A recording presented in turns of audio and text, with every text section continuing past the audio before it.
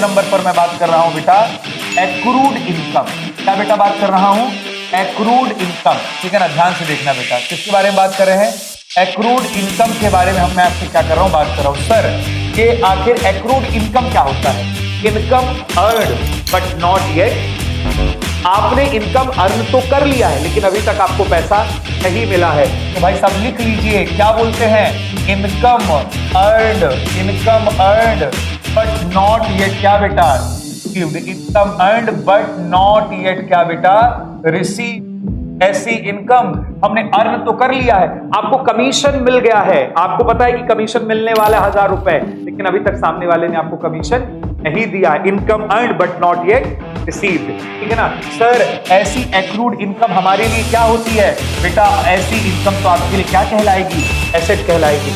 Sir फिर इसके दो जगह कौन कौन से होंगे मेरे प्यारों? इसके दो जगह कौन कौन से होंगे ध्यान से देख लो।